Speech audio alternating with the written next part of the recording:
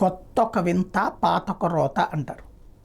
జగన్మోహన్ రెడ్డి వచ్చిన తర్వాత reverse tendering అన్న ఒక సిస్టమ్ తీసుకొచ్చాడు. ఈ రివర్స్ టెండరింగ్లో ఏంటంటే ఇప్పుడు ముందు మనం టెండర్ ఒకటి కన్ఫామ్ అవుతుంది. ఫస్ట్ టెండర్లు వేస్తారు. టెండర్లో ఈజీగా అర్థం అవ్వాలంటే ₹1 కోటి టెండర్ వేశారు. ఇదే ఫైనలా ఇంకెవరన్నా ఇంతకంటే తక్కువకి చేస్తారని మళ్ళీ రివర్స్ టెండరింగ్ అని ఇంకోసారి వేస్తారు.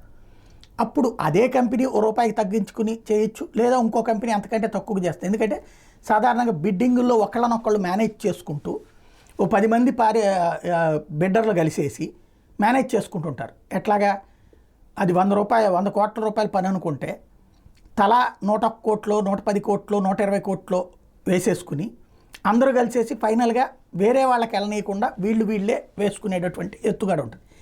దాన్ని తిప్పికొట్టేందుకోసం ఇదిగో ₹100 కోట్ల పని వీళ్ళు ఇట్లా చేస్తామన్నారు, మీరు ఎంతకంటే తక్కువకి చేస్తారని రెండోసారి అడగటం, క్రాస్ చెకింగ్ మెకానిజం.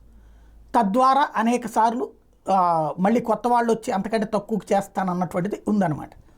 ఎందుకంటే డైరెక్ట్ నామినేషన్ పద్ధతిలో ఇస్తే మోసం చేసినట్టు, టెండర్ల దాంట్లో వీళ్ళే మోసం చేస్తున్నారు కాంట్రాక్టర్లు.